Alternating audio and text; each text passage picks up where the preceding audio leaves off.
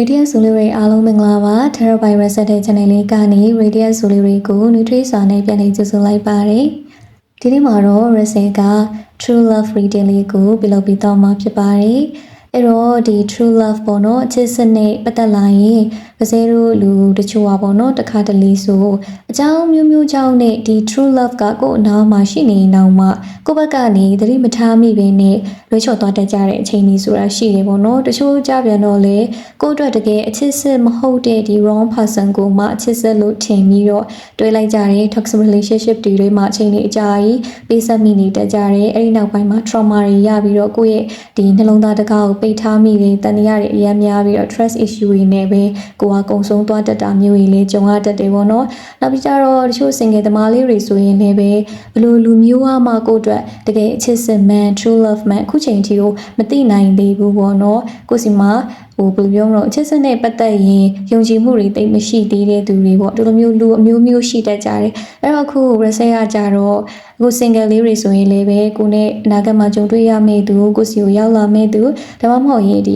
RS သမားလေးတွေဆိုရင်လည်းပဲကိုဘေးရလူပေါ့နော်ဒီလိုလူတွေဒီတကယ်ပဲကိုအတွက်အချစ်စစ်လားဒါဟာအချစ်စစ်ပဲလို့ကိုယ့်ဘက်ကနေပြီးတော့ဘယ်လိုမျိုးတေချာပေါက်သိနိုင်မလဲဆိုတာနဲ့ပတ်သက်ပြီးတော့တေချာလေးသိရဖို့အတွက်ပေါ့နော်ဒီ reading လေးကိုပြုလုပ်ပေးထားတာဖြစ်ပါတယ်အဲ့တော့ဒီ reading လေးနဲ့ပတ်သက်ပြီးတော့ရွေးချယ်ဖို့ကို Reset ကခက်လေး3ကတ်ပေးထားပါတယ်ပထမကတ်လေးကတော့ The Magician ဆိုတဲ့ကတ်လေးပါဒုတိယကတ်ကတော့ The High Priestess ဆိုတဲ့ကတ်ပါတတိယကတ်က The Empress ဆိုတဲ့ကတ်လေးပါအဲ့တော့ဒီကတ်လေး3ကတ်ကိုတေချာလေးအာရုံစိုက်ပြီးတော့ကြည့်ပြီးစေချင်နေပေါ့နော်ဘာလို့လဲဆိုတော့ဒါဟာ general reading လေးဖြစ်တဲ့အတွက်ကြောင့်မလို့လူတိုင်းနဲ့အားလုံးနဲ့တော့မကိုက်ညီနိုင်လောက်ဘူးဆိုပေမဲ့လည်းပဲကိုယ့်ဘက်ကနေတေချာလေးရွေးချယ်တယ်ကိုယ့်ရဲ့ intuition ပေါ်ကိုယုံကြည်ပြီးတော့ view design နဲ့ရွေးချယ်တယ်ဆိုရင်တော့ကိုယ်နဲ့ energy ကိုက်ညီနိုင်ခြင်းကပို့ပြီးတော့များနိုင်တယ်ပေါ့နော်အဲ့တော့ကြောင့်မလို့ radiant solary အနေနဲ့ဒီကတ်3ကတ်ကိုတေချာအာရုံစိုက်ကြည့်ပြီးကိုယ့်ရဲ့အာရုံကိုအစွဲဆောင်နိုင်ဆုံးကိုယ်စိတ်ထဲမှာငါ့အတွက်ဒီကတ်လေးကထူးခြားတယ်လို့ခံစားရတဲ့ကတ်လေးတစ်ကတ်ထဲကိုပဲရွေးချယ်ပြီးဆိုရင် description မှာပြထားတဲ့ time stamp လေးတွေအတိုင်းပဲကိုရွေးချယ်တဲ့သက်ဆိုင်ရာကတ်လေးတွေရဲ့ reading ကိုဝင်ရောက်နားဆင်နိုင်ပါတယ်ခက်ဝန်းကိုရွေးချယ်ထားတဲ့ Radiant Solary အားလုံးမင်္ဂလာပါအခု Reset ကဒီကတ်ကိုရွေးချယ်ထားတဲ့ Radiant Solary အတွက်ကိုဘဝမှာဒါဟာအချစ်စစ်ပဲလို့ကိုဘက်ကနေပြီးတော့ဘယ်လိုမျိုးတခြားပေါက်သိနိုင်မလဲဆိုတာနဲ့ပတ်သက်ပြီးတော့ပြောပြပြီးတော့မှာဖြစ်ပါတယ်အဲ့တော့ဒီ Magician ကတ်လေးကိုရွေးချယ်ထားတဲ့ Radiant Solary ရဲ့ True Love ကလေးဆွဲဆောင်မှုရှိတဲ့သူတွေမှာပါတယ်ပေါ့နော်မင်္ဂလိဆိုရင်လည်းပဲသူကချောတယ်လှတဲ့နေမှာပါတယ်ယောက်ျားလေးဆိုရင်လည်းပဲခက်ခက်ညာညာနဲ့အဲ့လိုမျိုးလှတဲ့အထဲမှာပါတယ်ပေါ့နော်ပြီးတော့သပင်လည်းရှည်တယ်ပေါ့နော်မိန်းကလေးတွေဆိုရင်လည်းပဲအရင်ကြီးသပင်ကိုယ်ဝဲတူတူလေးတွေမဟုတ်ဘဲနဲ့သပင်ရှည်တဲ့အထဲမှာပါတယ်ယောက်ျားလေးတွေဆိုရင်လည်းပဲဟိုမျိုးတချို့ယောက်ျားလေးတွေလိုမျိုးလေးတူတူကက်ကက်ကြီးတွေမဟုတ်ဘဲနဲ့သူ့ဟာနဲ့သူအတန်းတက်ရှည်လေးပေါ့အဲ့လိုမျိုးတွေမှာပါတယ်ပြီးတော့ဒီကိုယ့်ရဲ့ true love ကစွမ်းဆောင်ရည်အားလည်းမြင့်နေပေါ့နော်သူကသူ့ကိုယ်သူယုံကြည်ချက်လည်းမြင့်မားတယ်ယုံကြည်မှုစွမ်းရည်လည်းမြင့်မားတဲ့အတွက်ကြောင့်မလို့ဘယ်ဟာမဆိုသူ့ဘက်ကနေပြီးတော့ငါလှုပ်ဆောင်နိုင်တယ်ငါကိုငါယုံကြည်မှုတစ်ခုပဲလိုတယ်ဆိုတဲ့စိတ်သက်ရှိတဲ့သူပေါ့နော်ပြီးတော့ဒီမှာလေး true love ကအရန်ကိုမှတက်ကြွလှုပ်ရှားတဲ့ energetic vibe တစ်ခုလေးတွေ့ရတယ်သူစီမှာဖန်တီးနိုင်စွမ်းအားလည်းမြင့်နေပြီးတော့သူကဘဝကိုပျော်ရွှင်စရာတွေနဲ့အမြဲတမ်းတက်လွင်တောက်ပအောင်လှုပ်ဆောင်ခြင်းနဲ့သူတရားပေါ့နော်အဲ့တော့သူနဲ့တွေ့တဲ့အချိန်မှာကိုကအခက်အခဲတွေဖြစ်နေတယ်ဘဝကိုမိုးချက်နေတယ်ဆိုရင်တော့မှသူကအဲ့ဒီအချိန်ကြီးကနေဆွဲထုတ်ပေးနိုင်တဲ့သူတယောက်ပေါ့နော်သူရဲ့ဒီတက်ကြွလှုပ်ရှားတဲ့ energy တွေကိုကိုယ့်စီကိုလည်းဖြန့်ကျက်မဲ့ပုံစံမျိုးပေါ့ကိုကစိတ်ပင်ပန်းနေတဲ့အခက်အခဲတွေဖြစ်နေတဲ့ကိုယ့်ရဲ့စိတ်ဓာတ်တွေကဟိုအောက်ဆုံးထိထိုးကျနေတယ်ဆိုရင်တော့မှသူကဘေးနာနေအားပေးလိမ့်မယ်ဘာမှမပူနဲ့ငါတို့ဖြည့်ရှင်းနိုင်တယ်ငါတို့ကငါတို့ယုံကြည်ဖို့ပဲလိုတယ်ဆိုတဲ့ပုံစံမျိုးပေါ့သူ့ရဲ့ယုံကြည်ချက်မြင့်မားတဲ့စိတ်ကကိုယ့်ကိုအံ့ဩသင့်စေလိမ့်မယ်ပေါ့နော်အဲ့တော့ဒီရဲ့စိတ်ကပဲကိုဘဝမှာခက်ခဲနေတဲ့အရာတွေကိုအဆင်ပြေအောင်လှုပ်ဆောင်သွားနိုင်နေဆိုတာမျိုးကိုလည်းပဲသူနဲ့တွေ့တဲ့အချိန်ကျရင်ကိုယ်တိုင်သိလာရလိမ့်မယ်ပုံစံလေးပေါ့နော်ပြီးတော့ဒီ true love ကလေးကိုယ့်ရင်ထဲကအညစ်အကြေးတွေ negative energy တွေမကောင်းတဲ့စိတ်ဓာတ်ရတွေကိုစီချိုပေးနိုင်တဲ့ အချစ်ပုံစံမျိုးလေးကိုလည်းတွေ့ရတယ်ပေါ့နော်။ဘာလို့လဲဆိုတော့ဒီမှာက beneath the surface and cleansing ဆိုပြီးတော့ရေးထားတဲ့အတွက်ကြောင့်မလို့လေဒီကလေးကပြောထားတာကကိုယ့်ရဲ့အတိတ်ကနာကျင်မှုတွေရှိတယ်စိတ်ဒဏ်ရာတွေရှိတယ်ဆိုရင်ဒီနာကျင်မှုတွေဒီစိတ်ဒဏ်ရာတွေကိုကုသပေးမဲ့အချက်မျိုးသူ့စီမှာရှိနေတယ်ဆိုတဲ့ပုံစံမျိုးပေါ့ဥပမာဆိုရင် radiant soul လေးရဲ့အရှင်ထဲမှာကိုကဘသူကိုမှမပြောဘဲနဲ့ဖုံးကွယ်ထားတဲ့ဝမ်းနည်းမှုလေးတွေရှိတယ်ဆိုပါစို့အဲ့လိုမျိုးဝမ်းနည်းမှုလေးတွေကိုသူကကိုယ့်မျိုးကြီးပေါ့နော်တချို့လူတွေလိုမျိုးအရန်ကြီးမေးမြန်းနေတာမဟုတ်ဘူးကွာမိဘတွေဖြစ်နေရတော့ကိုပြောပြဆိုပြီးတော့အတဲမေးနေတာမျိုးမဟုတ်ဘဲနဲ့သူ့ဘက်သက်သူအလိုက်တသိနဲ့နုနုညံ့ညံ့လေးနဲ့တိတ်တဆိတ်လေးရှာဖွေတွေးရှိသွားတယ်အဲ့လိုမျိုးရှာဖွေတွေးရှိသွားတဲ့အချိန်မှလည်းပဲဒီတရားတွေကိုပျောက်ကွယ်အောင်လို့သူ့ဘက်ကနေပြီးတော့စိတ်အားတက်ကြွမှုအပြည့်နဲ့သူ့ရဲ့အတက်တရောပေါ့နော်အဲ့လိုမျိုးစိတ်တွေနဲ့သူကကိုယ့်ကိုကူညီပေးတယ်ကိုဒီအရာတွေကနေပြီးတော့ဘယ်လိုပြောမလို့ရုံထွက်နိုင်မှုအတွက်စိတ်ပိုင်းဆိုင်ရာအဖြစ်တော်၎င်းရုပ်ပိုင်းဆိုင်ရာအဖြစ်တော်၎င်းသူကကူညီပေးတယ်ဖိမပေးတယ်ဆိုတဲ့ပုံစံမျိုးဒီအရာတွေကြုံတွေ့ခဲ့ရတယ်ဆိုရင်တော့မှဒီအနာဂတ်မှာကြုံလာရမယ့်အရာတွေကတော့အဲ့လိုမျိုးမဟုတ်ပါဘူးကွာဆိုတော့ဒီဟုတ်ပေါ့နော်မျောလင့်ချက်တစ်ခုကိုသူကပေးစွမ်းနိုင်တဲ့ပုံစံမျိုးလေးကိုဒီမှာတွေ့ရတာပေါ့နော်အဲ့တော့ကိုယ့်ရဲ့ true love ကလေကိုယ့်ရဲ့ဒီစိတ်ကိုသူကတန့်စင်ပေးနိုင်တဲ့အတွက်ကြောင့်မလို့သူလေးရှိနေတဲ့အချိန်ကြရင်လေ radiant soul လေးတွေကပေါ့ပါတယ်လန်းဆန်းနေကိုယ့်စီမှာစိတ်တန်ရာတွေကပျောက်ကွယ်သွားတယ်ဆိုရင်ခံစားချက်လေးတစ်ခုဘဝသစ်တစ်ခုကိုရရှိလိုက်တဲ့လိုမျိုး energy ကိုဒီ true love နဲ့ကြုံတွေ့ခံစားရတာမျိုးတွေဖြစ်တတ်တယ်။အဲ့တော့အခုလက်ရှိကိုနဲ့ရှိနေတဲ့သူဒါမှမဟုတ်လေကိုယ့်ရဲ့အနာဂတ်မှာတွေးရှိလာတဲ့သူကကိုယ်ဒီလိုမျိုးကိုယ့်ရဲ့စိတ်အညစ်အကြေးတွေကိုသူဒီမသက်စင်ပေးနိုင်တဲ့အပြင်ဒါတွေကိုပဲထပ်ပြီးတော့တူးဆွနေတယ်ဖော်ထုတ်နေတဲ့သူဆိုရင်တော့ဒါဒီကိုဘဝရဲ့ true love မဖြစ်နိုင်ဘူးပေါ့နော်။နောက်တစ်ခုကကြတော့ဒီမှာ spiritual awakening ကလေးလေးပါတဲ့အတွက်ကြောင့်မလို့ကိုယ့်ရဲ့ true love ကလေကိုပို့ပြီးတော့သိမြင်လာစေမဲ့အဖို့မွန်ကောင်းတစ်ယောက်လို့လည်းပြောလို့ရတယ်ဒီ true love နဲ့ဆုံတွေ့ရတယ်သူနဲ့ဒီချစ်ခင်ဆုံမှတ်တယ်ပေါ့နော်အဲ့လိုမျိုးချစ်ရကြရတဲ့အချိန်မှာကိုယ့်ရဲ့စိတ်ဓာတ်ပိုင်းဆိုင်ရာကဒီထက်ပိုပြီးတော့ရင့်ကျက်လာမယ်နှိုးထလာမယ်ဆိုတဲ့ပုံစံမျိုးလေးကိုလည်းတွေ့ရတယ်ဥပမာဆိုရင်ကွာအေက radiant soul လေးကကို့မှာအရေးချင်းနေရှိရဲ့ဒါတွေကိုကိုကမသိခဲ့ဘူးကိုပါအရေးချင်းတွေပိုင်ဆိုင်ထားမှကိုနားမလည်ဘူးပေါ့နော်ကိုယ့်ရဲ့တန်မိုးတွေကိုကိုရိုင်းမသိမြင်နားမလည်သေးဘူးဆိုရင်တော့မှဒီ true love နဲ့ကိုနဲ့တွဲလာတဲ့အခါကျရင်လေကိုယ့်ရဲ့အရေးချင်းတွေကဘာလဲကိုယ့်ရဲ့တန်မိုးတွေဒီဘယ်လောက်ထိရှိလဲဆိုတာကိုသိလာတာမျိုးတွေဖြစ်တတ်တယ်ပေါ့နော်။ဘာလို့လဲဆိုတော့ဒီ true love ကကိုယ့်စီမှာမြုပ်နေတဲ့အရေးချင်းတွေကိုယ့်ရဲ့တန်မိုးတွေကိုသူကမြင်တဲ့အတွက်ကြောင့်မလို့ဖော်ထုတ်ပေးမဲ့ပုံစံမျိုးပေါ့။တနည်းနည်းနဲ့ဖော်ထုတ်ပေးမဲ့ပုံစံမျိုးကို့မှာဒီအရေးချင်းတွေရှိတယ်ဆိုရင်လည်းပဲဒီအရေးချင်းတွေကိုမြေတောင်မြောက်ပေးပြီးတော့ကိုစွမ်းဆောင်ရည်ရှိတဲ့မျိုးသမီးတယောက်မျိုးသားတယောက်ဖြစ်လာအောင်လို့သူကကူညီထောက်ပံ့ပေးမဲ့ supporting ပေးမဲ့သူတယောက်ရဲ့ပုံစံမျိုးကိုတွေ့ရတယ်။အဲ့တော့ဒီခုနပြောခဲ့တဲ့လိုပဲကိုကြုံတွေ့လာမဲ့သူကိုနဲ့ယခုလက်ရှိနေတဲ့သူဟာကိုယ့်ရဲ့အရေးချင်းတွေကိုမဖော်ထုတ်ပေးဘူးတကယ်လို့ကို့မှာအရေးချင်းတွေရှိနေတယ်ဆိုရင်တော့မှအဲ့ဒီအရေးချင်းတွေကိုရိုက်ချိုးပစ်ပြီးတော့ကိုယ့်ရဲ့တန်မိုးကိုဆွဲချနေနှိမ့်ချနေတဲ့သူဆိုရင်တော့ဒါဒီကိုယ့်ရဲ့ true love မဖြစ်နိုင်ဘူးဘာလို့လဲဆိုတော့ဒီခတ်ဝမ်းကိုရင်းချထားတဲ့ radiant soul လေးရဲ့ true love ဒီကိုယ့်ကိုအချစ်တွေလေးပေးတယ်ပြီးတော့ကိုယ့်ရဲ့စိတ်ဝိညာဉ်ဒီ soul level ကိုလည်းပဲပို့ပြီးတော့တောက်ပလာစေတယ်ကိုယ့်စီမှာရှိတဲ့အရေးချင်းတွေတန်မိုးတွေကိုကိုယ်တိုင်သိမြင်လာအောင်လို့သူကဘေးကနေပြီးတော့ supporting ပေးတဲ့အတွက်ကြောင့်မလို့ကိုယ့်ရဲ့ဘဝကိုဒီထက်ပိုပြီးတော့တောက်ပလာအောင်အမြင့်ကိုရောက်လာအောင်လို့လမ်းပြပေးမယ်ဆွဲခေါ်ပေးမယ်သူတယောက်ရဲ့ပုံစံမျိုးလေးကိုတွေ့ရတယ်။နောက်ပြီးတော့လေဒီမှာဗာထပ်တွေ့သေးလေဆိုတော့လေကိုယ့်ရဲ့ true love က radiant soul လေးရဲ့ပြုံးတပွဲအတွက်ပေါ့နော်ဘာမဆိုလုပ်ပေးနိုင်တဲ့တတိရှိတဲ့သူတယောက်လို့တွေ့ရဲ့ဘာလို့လဲဆိုတော့ဒီမှာလေ grant me a single smile လို့ပါတဲ့အတွက်ကြောင့်မလို့ radiant soul လေးရဲ့အပြုံးကိုမြင်ရဖို့အတွက်ဆိုရင်လေ तू ကတိတိဖွဲဖွဲလေးပဲဖြစ်ဖြစ်ကြီးကြီးမားမားလေးပဲဖြစ် तू စူးစမ်းနေမယ့်ပုံစံမျိုးပေါ့နော်ထုံးမပြောဘူးဆိုရင်တော့မှနောက်ွယ်ကနေ तू စူးစမ်းပြီးတော့လှုပ်ဆောင်ပေးနေမယ်တချို့လူတွေအတွက်ကကြတော့ကိုယ့်ရဲ့အပြုံးတစ်ပွင့်ကဘာမှအရေးမကြီးဘူးဆိုပေမဲ့ဒီ true love အတွက်ကကြတော့လေကိုယ့်ရဲ့အပြုံးတစ်ပွင့်ကိုကသူ့ရဲ့ဘဝကြီးဖြစ်နေတာမျိုးတချို့လူတွေလိုမျိုးကွာကိုမင်းကိုငိုအောင်မလုပ်ပါဘူးပေါ့ မင်းကိုတဲ့အချိန်ကျရင်ကိုကမျက်ရည်တွေတုပ်ပေးမဲ့သူဖြစ်စေချင်တယ်အဲ့လိုမျိုးလို့မဟုတ်ဘူးကိုယ့်ရဲ့ true love ကကြတော့ငိုအောင်လည်းမလုပ်ဘူးမျက်ရည်လည်းမကျနဲ့ရီအောင်ပဲလုပ်ပေးမယ်ပျော်ရွှင်အောင်ပဲလုပ်ပေးမယ်ပြုံးနေတာလေးပဲလူရှင်တယ်ဒီလိုမျိုးပုံစံပေါ့နော်အဲ့တော့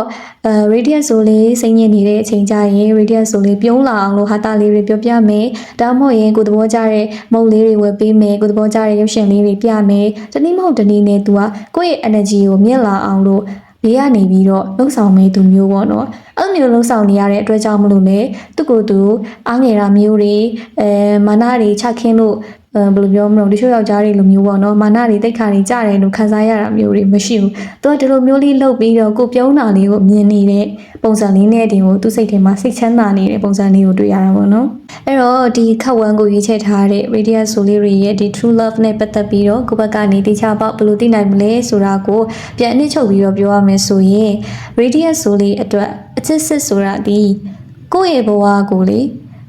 ေမော်ဆန်အောင်လို့ဖန်တီးပေးနိုင်တဲ့သူပေါ့နော်ဆိုလိုချင်တာကအရင်တော့ကိုကမဖြစ်နိုင်ပါဘူးငါမလုပ်နိုင်ပါဘူးငါအတွက်တော့ဒါဟာမထိုက်တန်ပါဘူးလို့တွေးခဲ့တဲ့အရာတွေအကုန်လုံးကိုသူနဲ့တွေ့တဲ့အချိန်ကျရင်တကယ် reality မှာဖြစ်သွားအောင်လို့လှုပ်ဆောင်ပေးမဲ့ဖန်တီးပေးမဲ့သူတယောက်သူနဲ့တွေ့တဲ့အချိန်ကျရင်ကိုယ့်ရဲ့အရေးချင်းတွေကဒီထက်ပိုပြီးတော့တိုးမြင့်လာတဲ့ဟာငါဒီလောက်ထိလှုပ်ဆောင်နိုင်တဲ့သူတယောက်ပါလားလို့ကို realize ဖြစ်လာတဲ့ဆိုတဲ့ပုံစံမျိုးပေါ့နော်အဲ့တော့အတိတ်ကနာကျင်မှုတွေကိုလည်းပဲဒီ true love ကပျောက်ကင်းအောင်ကုသပေးတယ်ပြီးတော့သူဒီကိုယ့်ရဲ့အပြုံးလေးကိုတန်မိုးထားတဲ့သူတယောက်ပေါ့နော်အရန်ကမှ romantic ဆန်ဆန်နဲ့ကိုယ့်ကိုနူးနူးညံ့ညံ့လေးနဲ့ချစ်ခင်ကျင်နာစောင့်ရှောက်ပေးတဲ့သူတယောက်အမျိုးသားတယောက်အမျိုးသမီးတယောက်ဖြစ်တဲ့သူပါအဲ့လိုမျိုးခံစားချက်တွေကိုလေအခုဒီကိုက single ဆိုရင်တောင်မှကိုနဲ့အနာဂတ်မှာတွေ့လာမယ့်သူမဟုတ်ရင်လည်းပဲကိုနဲ့အခုလက်ရှိဒီတွဲနေတဲ့သူစီကနေပြီးတော့ဒီလိုမျိုး feeling လေးတွေ emotion လေးတွေကိုခံစားနေရတယ်ဆိုရင်ဒါ true love ဖြစ်နိုင်ခြေအများများတယ်တကယ်လို့အခုပြောတဲ့ energy တွေအခုပြောတဲ့ emotion တွေကို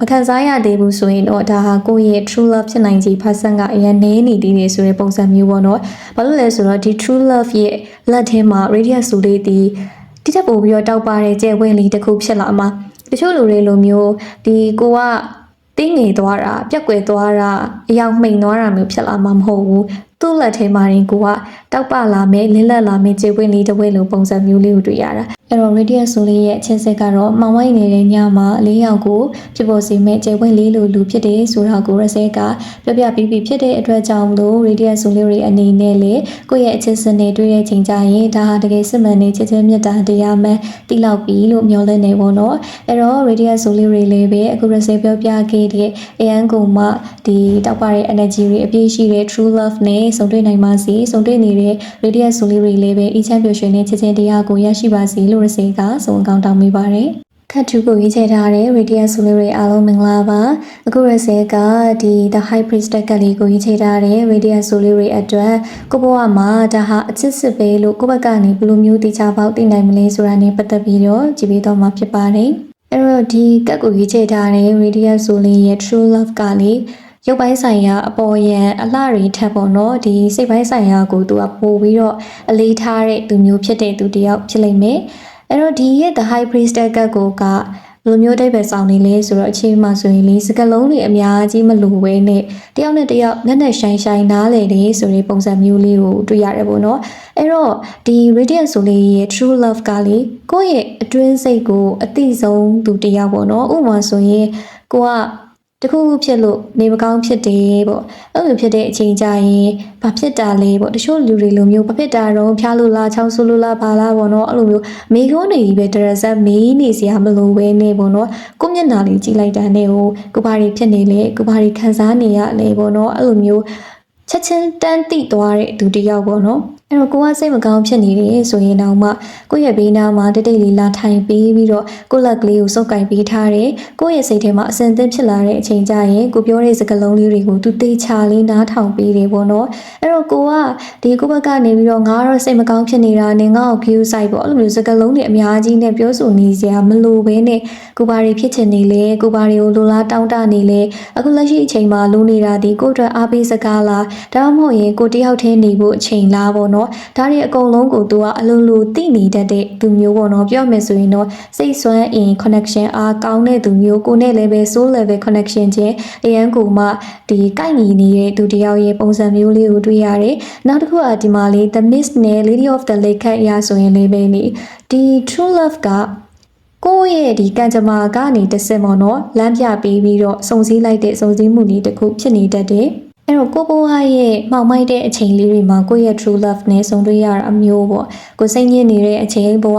မှာလမ်းပြောင်းနေတယ်လို့ခံစားနေရတဲ့အချိန်အားကိုးရမဲ့နေတယ်လို့ခံစားရတဲ့အချိန်မျိုးပေါ့အဲ့မျိုးတစ်ခုခုနဲ့ပတ်သက်ပြီးတော့ကိုယ့်ရဲ့စိတ်ကအစင်မပြေဖြစ်နေတဲ့အချိန်မျိုးမှာဒီလူကကိုယ့်ရဲ့ဘဝကိုပြန်ပြီးတော့အလင်းရောင်လေးဖြစ်ပေါ်လာအောင်လို့ဆောင်ကြည့်ပေးတဲ့ပုံစံမျိုးနဲ့ရောက်လာတတ်တာမျိုးတွေဖြစ်တတ်တယ်။ကံကြမ္မာကလမ်းပြပေးတဲ့စုံစည်းမှုဖြစ်တဲ့အတွက်ကြောင့်မလို့ကိုလိုအပ်နေတဲ့အချိန်မျိုးမှာရောက်ရှိလာတဲ့သူပေါ့နော်အဲ့တော့ဒီလူနဲ့ radius ဆိုလေးကစုံတွေ့ပြီးတဲ့နောက်မှာဆိုရင်ကိုယ့်ရဲ့ဘဝကအရင်ကထပ်ပိုပြီးတော့ရှင်းလင်းတောက်ပလာတယ်လို့မျိုးခံစားရတတ်တယ်အခုလက်ရှိအချိန်မှာကိုကအခုပြောနေတဲ့ energy တွေပေါ့နော်လမ်းပြောင်းနေတယ်လို့ခံစားနေရတယ်ဘာလို့လုပ်နေရမှမသိဘူးကိုပြီးနားမှာတယောက်မှမရှိဘူးအမြဲတမ်းတယောက်ပဲငါတယောက်တည်းပဲဖြတ်ကျော်နေရတယ်အခြေအေးဆိုရင်လည်းပဲငါဘလူလူတွေကိုကြိုက်မှန်းလည်းမသိဘူးငါရဲ့ type ကလည်းရှိမှာမဟုတ်တော့ဘူးเนาะအဲ့လိုမျိုးမျှော်လင့်ချက်တွေအရင်ကြီးပျောက်ဆုံးနေတဲ့အချိန်မျိုးပေါ့အဲ့လိုမျိုးအချိန်တွေမှာဆိုရင် तू ကဒီကိုဘွားနဲ့ပတ်သက်ပြီးတော့တိထပ်ပို့ပြီးတော့နားလည်လာအောင်သိတတ်လာအောင်လို့ဘေးနားကနေကူညီပေးမဲ့သူတယောက်ရဲ့ပုံစံမျိုးလေးကိုတွေ့ရတယ်နောက်တစ်ခုအနေနဲ့ဆိုရင်လေ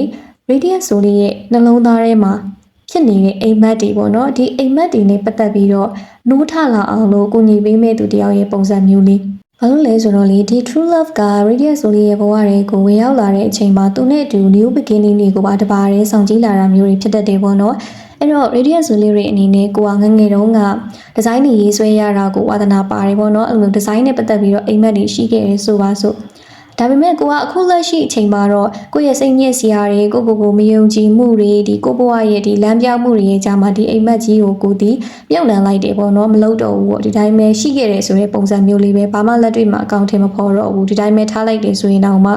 ဒီ true love နဲ့ဆုံတွေ့တဲ့အချိန်မှာतू ကမြင်တာပေါ့နော်ကိုယ့်စီမှာဒီလိုအိမ်မက်တွေရှိတယ်ဆိုတာကို तू သိလာတဲ့အချိန်မှာဒီအိမ်မက်တွေကိုလက်တွေ့မှာအကောင့်ထဲပေါ်လာနိုင်အောင်ဒီအိမ်မက်တွေနိုးထလာအောင်လို့ကိုယ့်ရဲ့စိတ်ထဲမှာတစ်ဖန်ပြန်ပြီးတော့တက်ကြွလာအောင်လို့ तू ကဘေးကနေပြီးတော့လှုပ်ဆောင်ပေးတဲ့ပုံစံမျိုးကိုယ့်မှာဒီအိမ်မက်တွေရှိခဲ့တဲ့လေဒါတွေကိုမင်းဘာလို့အကောင့်ထဲမပေါ်ရတာလဲမင်းလုံနိုင်ပါတယ်ကိုလည်းမင်းကိုကူညီပေးမယ်ဆိုတဲ့ပုံစံမျိုးပေါ့နော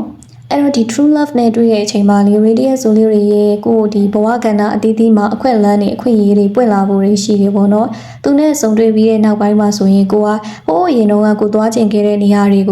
သွားနိုင်လာတာမျိုးကိုဖြစ်ချင်ခဲ့တဲ့အရာတွေကိုဖြစ်အောင်လုပ်နိုင်လာတာမျိုးပေါ့နော်အဲ့လိုမျိုးကိုအရင်တော့မဖြစ်နိုင်ဘူးမလုပ်နိုင်ဘူးလို့ထင်ထားခဲ့တဲ့အရာတွေဒီလုပ်လာနိုင်တာမျိုးတွေလုပ်လာဖို့အတွက်ဒီအခွင့်အရေးတွေပေါ်လာတာမျိုးတွေ new beginning အသစ်တစ်ခုပေါ်လာတာမျိုးတွေအဲ့လိုမျိုးထူးထူးခြားခြားပေါ်ပေါက်လာမှုတွေဖြစ်တတ်တယ်ပေါ့နော်ဘာလို့လဲဆိုတော့ခုနလည်းပြောခဲ့သလိုပဲကံကြမ္မာကစီးလွတ်လိုက်တဲ့ပုံစံမျိုးဖြစ်တဲ့အတွက်ကြောင့်မလို့ကိုယ့်အတွက်ဒီဘဝမှာလိုအပ်လို့စေလွတ်ချင်းခံရတဲ့သူတယောက်ဖြစ်တဲ့အတွက်ကြောင့်မလို့သူကကိုယ့်ကိုလမ်းပြပေးမယ်ဆိုတဲ့ပုံစံမျိုးလေးကိုဒီမှာတွေ့ရတယ်နောက်တစ်ခုကကြတော့ဒီ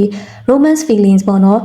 ကိုယ့်ရဲ့ရင်ခုန်တန်တွေကိုအမြဲတမ်းအသက်ဝင်စေမဲ့သူတယောက်ရဲ့ပုံစံမျိုးလေးကိုလည်းတွေ့ရတယ်အဲ့တော့ဒီကက်လေးအရာဆိုရင်တော့ radiant soul ရဲ့အချစ်ရေးကဒီ true love နဲ့ဆိုရင်လေအမြဲတမ်းစမ်းသစ်ပြီးတော့ရင်ခုန်စရာတွေနဲ့ပြည့်နှက်နေမယ့်ပုံစံမျိုးလေးပေါ့အချိန်လေးကြာသွားတယ်ဆိုရင်တော့မှသူနဲ့ကိုယ်နဲ့ကြားကဒီ romantic ခံစားချက်လေးတွေကမပြောက်ကွယ်သွားဘဲနဲ့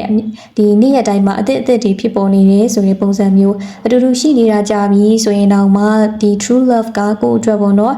ကိုမထင်ထားတဲ့လက်ဆောင်လေးတွေကိုအမြဲတမ်းပေးတတ်တာမျိုးနေဝင်ချိန်တွေကိုတူတူကြည့်ဖို့ခေါ်သွားတာမျိုးလေးပေါ့နော်လှုပ်ဆောင်မှုလေးတွေကိုသူကမပြတ်မကွက်နဲ့လှုပ်ဆောင်ပေးတတ်တဲ့ပုံစံမျိုးလေးကိုတွေ့တယ်နောက်တစ်ခါကျတော့ကိုယ့်ရဲ့ရှင်ထဲမှာသူ့ပေါ်မှာထားတဲ့အချစ်တွေသူ့ပေါ်မှာထားတဲ့မေတ္တာစိတ်တွေကိုပို့ပြီးတော့တိုးလာအောင်လို့သူဒီနီလန်အမျိုးမျိုးနဲ့အမြဲတမ်း give side ပေးနေမဲ့ type လေးတစ်ခုလေးတွေ့ရတယ်အဲ့တော့ radiant soul လေးနဲ့ဒီ true love ရဲ့အချစ်ကတချို့သူတွေလိုမျိုးအချိန်လေးကြာသွားလို့ဆိုပြီးတော့ရိုးဤသွားမှာမဟုတ်ဘူးတယောက်နဲ့တယောက်ပြင်းသွားမှာလည်းမဟုတ်ဘူးပေါ့နော်သူကဒီတိုင်းပဲငါတို့နှစ်ယောက်ရဲ့အခြေရလည်းအမြဲတမ်းဒီတိုင်းပဲပေါ့နော်အဲ့လိုမျိုးဖြစ်သွားမှာမဟုတ်ဘဲနဲ့စိတ်လှုပ်ရှားရင်ခုန်စရာတွေကိုပေးစွမ်းနိုင်တဲ့သူမျိုးပေါ့နော်ပြီးတော့ဒီနောက်ဆုံးကက်လေးအရာဆိုရင်လေးပဲလီဒါကဘာကိုပြလဲဆိုတော့စိတ်သဘောထားခြင်းတိုက်ဆိုင်ပြီးတော့အေးချမ်းတဲ့ဘဝအခြေအနေကိုပြတာပေါ့နော် အဲ့တော့ကြောင့်မလို့ radiant soul လေးတွေအနေနဲ့ဒီ true love နဲ့ဆိုရင်လေကိုကတခုခုလှုပ်ချင်နေဆိုပါစို့အဲ့လိုမျိုးလှုပ်ချင်နေဆိုရင်အရင်ကြီးညှိနှိုင်းနေစရာမလိုဘူးပေါ့နော်သူကလည်းပဲကိုလှုပ်ချင်နေဆိုတဲ့အရာကိုသူ့ဘက်ကနေစိတ်ဝင်စားနေတတ်တယ်သူ့ရဲ့အကြိုက်နဲ့ကိုယ့်ရဲ့အကြိုက်ကလည်းပဲတခါတည်းမှာထပ်တူကြနေတာမျိုးတွေဖြစ်တတ်တယ်အဲ့တော့တချို့ relationship တွေလိုမျိုးအကြိုက်မတူလို့ဆိုပြီးတော့တယောက်နဲ့တယောက်ငင်းခုန်နေရတာမျိုးတွေဒီမတည့်တာပေါ့နော်အဲ့လိုမျိုးမတည့်ဘူးရန်နေဖြစ်နေရတာမျိုးတွေထက်ဒီ true love နဲ့ဆိုရင်တယောက်နဲ့တယောက်နားလည်မှုရှိတယ်အေးချမ်းချမ်းနဲ့တဟဇာတာဖြစ်ဖြစ်နေသွားတဲ့အချက်မျိုးကိုဒီမှာတွေ့ရတာပြီးတော့သူနဲ့တူတူရှိနေတဲ့အချိန်မှာဆိုရင်လည်းပဲ radiant soul ရဲ့အနေနဲ့ငြိမ်းချမ်းမှုပေါ့နော်ဒီ peace ခံစားမှုကိုပါကိုကခံစားရမယ့်ပုံစံမျိုးလေး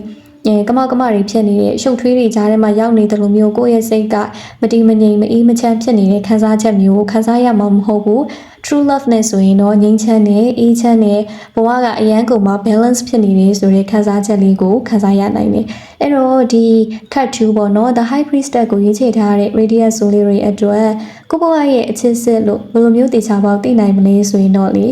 radiant soul ရဲ့အတွက်အချစ်စစ်ဆိုတာဒီကိုနဲ့စိတ်ဝိညာဉ် soul level ချင်း connection အရန်မြင့်မားတဲ့သူတစ်ယောက်ပေါ့နော်သူဘာဖြစ်နေလဲကိုဘာဖြစ်နေလဲဆိုတာကိုတချို့သူတွေလိုမျိုးအတင်းကြပ်ကြီးလိုက်မေးနေမှသိရမယ့်ပုံစံမျိုးမဟုတ်ဘဲနဲ့စိတ်ထဲကနေကိုအလိုလိုခံစားသိရှိနေတာပေါ့နော်တစ်ဖက်လူကမပြောရသေးဘူးဆိုရင်တော့မှသူထားပလေးတော့ဖြစ်နေပြီထင်နေဆိုပြီးတော့အဲ့လိုမျိုးပေါ့နော် psychic connection အားကောင်းတဲ့စုံတွေမှာတွေ့ရတဲ့ပုံစံလေးကိုဒီခတ်တူးကိုရေးချထားတဲ့ radiant soul လေးတွေမှာတွေ့တယ်ပြီးတော့ဒီ radiant soul လေးတွေရဲ့စိတ်တွေအဆုံးထိအောက်ကို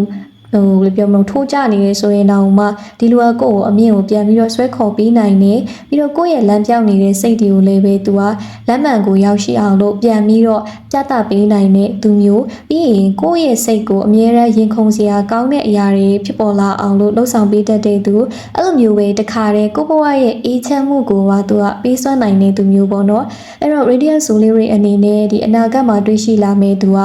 ကိုနဲ့ဒီလိုမျိုးpsychic connection နဲ့အားမကောင်းဘူးပေါ့နော်အရန်ကြီးကိုပြောမှသိတယ်သူနဲ့ကိုနဲ့ကြားမှာစကားတွေအရန်ပြောနေရနင်ဒါလေးတော့မသိဘူးလားနင်ဒါလေးတော့နားမလည်ဘူးလားအဲ့လိုမျိုးတွေအရန်ပြောနေရတယ်ဆိုရင်ဒါကိုယ့်ရဲ့ true love ဖြစ်နိုင်ခြေနည်းတယ်ပေါ့နော်ပြီးတော့ဒီ true love နဲ့ဆုံတွေ့ရတဲ့အချိန်မှာခုနပြောခဲ့သလိုကိုယ့်စိတ်ကို तू ကလမ်းပြပေးနိုင်တယ်အလေးအောင်လေးကိုစောင့်ကြည့်ပေးသွားနိုင်တယ်ပေါ့ဒါပေမဲ့ဒီကိုနဲ့ယခုလက်ရှိတွဲနေတဲ့သူတွေဆိုရင်ကိုနဲ့တွဲနေတဲ့သူကကိုယ့်ရဲ့စိတ်ကိုဒီထက်ပိုပြီးတော့ထိုးကြအောင်ပဲလုပ်နေတဲ့သူဆိုရင်ဒါကိုယ့်ဘဝရဲ့ true love မဖြစ်နိုင်ဘူးပြီးတော့သူနဲ့တွဲတာက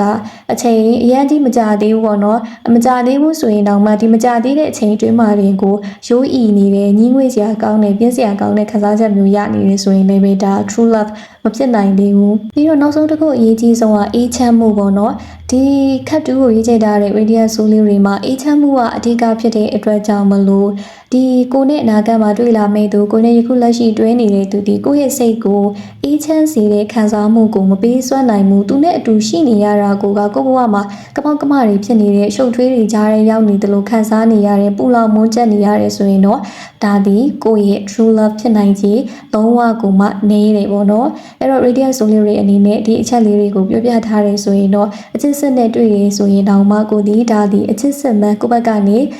သိနိုင်လိမ့်မယ်လို့ရစမျောလဲနေပေါ့နော်အဲ့တော့ radiant soul လေးတွေလည်းပဲအခုပြောခဲ့တဲ့အချက်လေးတွေနဲ့ကိုက်ညီတဲ့အေးချမ်းပျော်ရွှင်စရာကောင်းတဲ့ရင်ခုန်စရာကောင်းတဲ့ true love နဲ့ပိုင်ဆိုင်နိုင်ပါစေပိုင်ဆိုင်နေတဲ့သူတွေဆိုရင်လည်းပဲဒီ true love နဲ့အတူပျော်ရွှင်စရာကောင်းတဲ့အခြေအနေကိုရရှိပါစေလို့ရစကဆုမွန်ကောင်းတောင်းပေးပါတယ်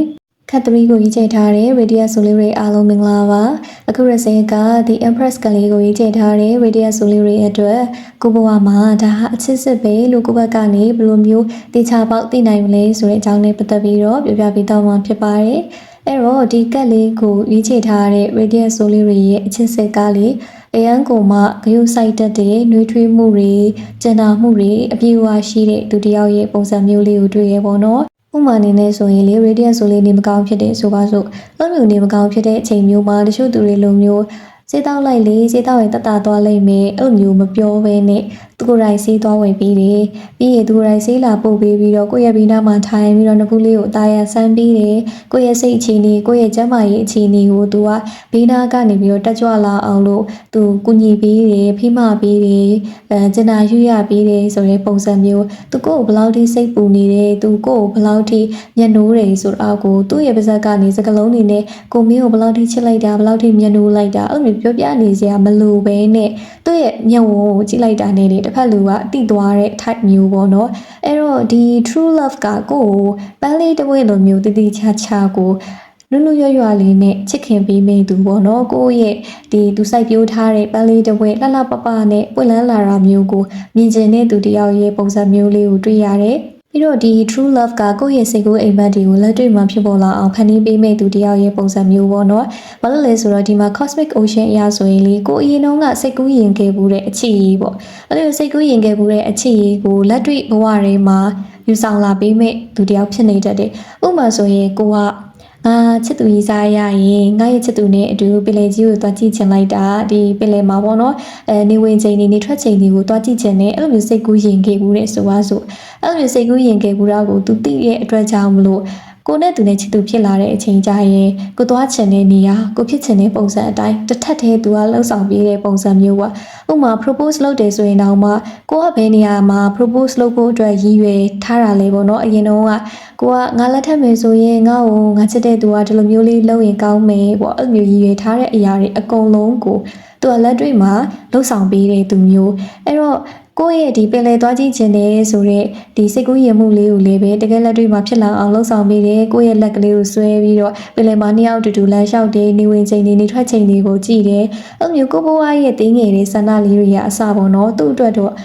့အရန်ကိုမှအရေးကြီးတဲ့အလုပ်တစ်ခုလိုမျိုးကိုသူကအကောင့်ထဲပေါ်ပြီးတော့ဆောင်ရွက်ပေးနေတဲ့သူတယောက်အဲ့တော့ radiant soul ရဲ့အိမ်မက်တရားလေးအိမ်မက်သက်မဟုတ်တော့ဘဲနဲ့တကယ်လက်တွေ့ကြီးဖြစ်လာတဲ့အတွက်ကြောင့်မလို့ဒီ true love နဲ့တွေ့တဲ့အချိန်ကနေစပြီးတော့ကိုယ့်ဘဝမှာအဖိုးဖြတ်မရတဲ့အခိုက်အတန့်တွေအမတ်တရပေါင်းများစွာကိုရရှိလာလိမ့်မယ်ပေါ့နော်ပြီးတော့ဒီမှာကိုယ့်ရဲ့ true love ကလေသူ့ရဲ့ချစ်ချင်းမြတ်တာတွေကိုအရှံ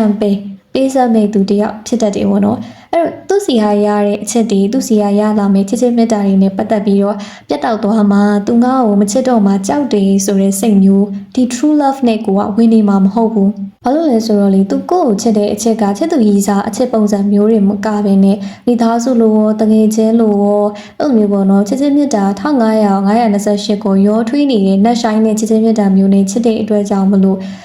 သူကိုယ့်ကိုမချစ်တော့မှအရန်ကြီးကိုယ့်ဘက်ကနေစိုးရိမ်နေစရာမလိုဘူးပေါ့နော်ပြီးတော့သူ့ရဲ့ချစ်ချင်းမြတ်တာလည်းပဲကိုယ့်ရဲ့အပေါ်ရန်အသွင်ပြင်နေမှာမူတည်နေတာမဟုတ်ဘူးကိုလှနေလို့ချစ်တာကိုချမ်းသာနေလို့ချစ်တာကိုပြည့်စုံနေလို့ချစ်တာအဲ့လိုမျိုးမဟုတ်ဘဲနဲ့ကိုဖြစ်နေလို့ကိုယ့်ရဲ့ပုံစံလေးအတိုင်းကိုသူကချစ်နေတာပေါ့နော်အဲ့ဒါကြောင့်မလို့ radiant soul လေးတွေအနေနဲ့ကိုယ့်ရဲ့ true love နဲ့ဆိုရင်တော့သူ့စီကချစ်ချင်းမြတ်တာတွေမရမှာကိုကြောက်နေတဲ့ခံစားချက်တွေဝင်နေမှာမဟုတ်ဘူးပေါ့နော်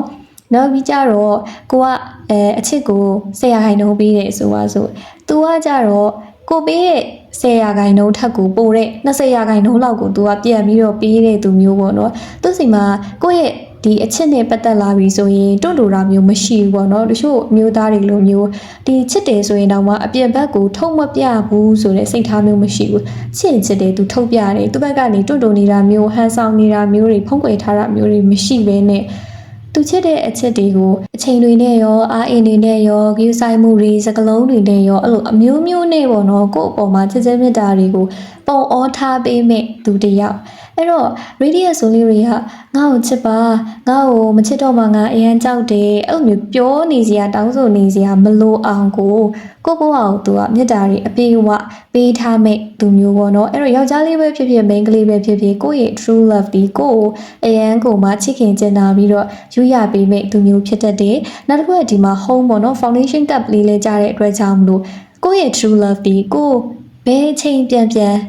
်ကိုနားခုလို့ရတဲ့ရင်ဝင်ငယ်လေးဖြစ်နေတတ်တယ်ပေါ့နော်ဒီကတ်3ကို reading ကြည့်ပြီးရတာကအရင် robotic ဆန်နေတယ်လို့ခံစားရတယ်ပြောချင်တာကတော့ဒီရဲ့ radiant soul လေးရဲ့ true love ကလေစိတ်ချမှုတွေလုံခြုံမှုတွေအဲ့လိုမျိုး secure ဖြစ်တဲ့ခံစားချက်တွေကိုသူ့ဘက်ကနေပြီးတော့ပေးစွမ်းနိုင်တယ်အဲ့တော့ကိုကသူနဲ့ပတ်သက်ရင်လေသူငါ့ကိုဖောက်ပြန်မလားသူငါ့ကိုမချစ်တော့ဘူးလားအဲ့လိုမျိုး negative energy တွေအရန်ကြီးဝင်နေမှာမဟုတ်ဘူး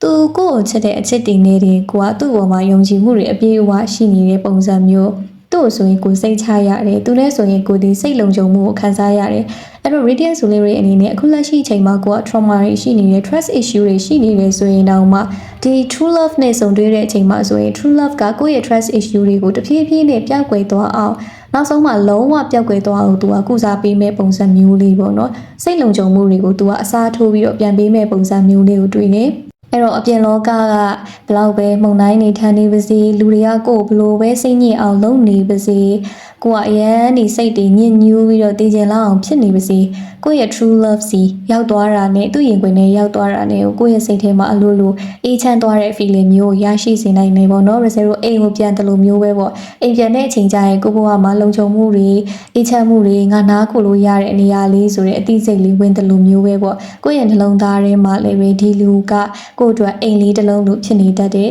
ဘာပဲဖြစ်ဖြစ်ငါနားမှာသူရှိနေတယ်ဆိုတဲ့ခံစားချက်မျိုးကိုကိုယ့်ရဲ့ true love ကကိုယ်ပေးစွမ်းနိုင်တယ်ပြီးတော့သူရှိနေတဲ့ဒီဖြစ်တည်မှုလေးတစ်ခုအရင်ကိုယ်ကိုအားအင်နေအများကြီးဖြစ်သွားစေတယ်ဆိုတဲ့ပုံစံမျိုးလေးပြီးတော့ဒီနောက်ဆုံးကလေးရဆိုရင်လည်းပဲကိုယ့်ရဲ့ true love ကကိုယ့်ရဲ့တန်ဖိုးကိုမြင့်တင်ပြီးမဲ့သူဖြစ်နေတတ်တယ်ပေါ့နော်အဲ့တော့ဒီကလေးရတော့ဘာကိုပြရလဲဆိုတော့dignity ပေါ့နော်လေးစားမှုတွေဂုဏ်သိက္ခာတွေနဲ့ပတ်သက်ပြီးတော့ပြတာအဲ့တော့ true love ဒီကိုယ်လူကြားထဲမှာပေါ့နော်ကိုယ့်ရဲ့ဂုဏ်သိက္ခာကိုအမြဲတမ်းမြင့်တင်ပေးတဲ့သူမျိုးယောက်ျားလေးပဲဖြစ်ဖြစ်မိန်းကလေးပဲဖြစ်ဖြစ်ဒီလူကြားထဲမှာပေါ့နော်ကိုယ့်ရဲ့ဂုဏ်သိက္ခာပိုင်းဆိုင်ရာနဲ့ပတ်သက်ရင် तू ကကိုယ့်ထက်ကိုပို့ပြီးတော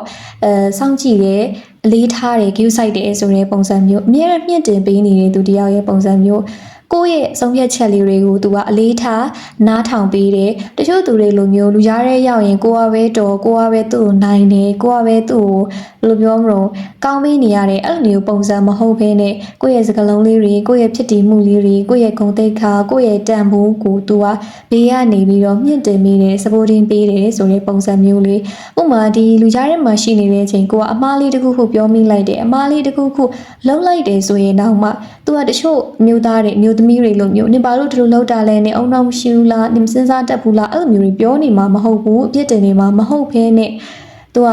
ဒီတီးသက်နှစ်ယောက်တည်းရှိတဲ့အချိန်မှာမှကိုယ့်ကိုနားလည်အောင်လို့ဖြည်းဖြည်းချင်းနဲ့ချော့မြူပြီးတော့သူရှင်းပြပေးတယ်ကိုမားနေတာတွေရှိတယ်ဆိုရင်သူ့ဘက်ကနေနုနုညံ့ညံ့လေးနဲ့ပေါ့နော်တေချာလေးပြောပြပြီးတော့ဖြောင်းဖြတယ်အမှန်ကိုပြန်ပြီးတော့ပြင်မေးတဲ့သူတယောက်ရဲ့ပုံစံမျိုးတွေ့ရတာပေါ့နော်အဲ့တော့ radiant soul လေးက relationship တစ်ခုမှာတယောက်နဲ့တယောက် respect ပေါ့နော်လေးစားမှုတွေဂုဏ်သိက္ခာတွေကိုအလေးထားတဲ့ချစ်ချင်းမြတ်တာကိုလိုချင်တဲ့သူဆိုရင်တော့ဒီလူဒီ true love ကကိုယ့်ရဲ့ဒီလိုချင်တဲ့စိတ်ခံစားမှုနဲ့တစ်ထပ်တည်းဖြစ်နေတတ်တယ်။သူကကိုယ့်ကို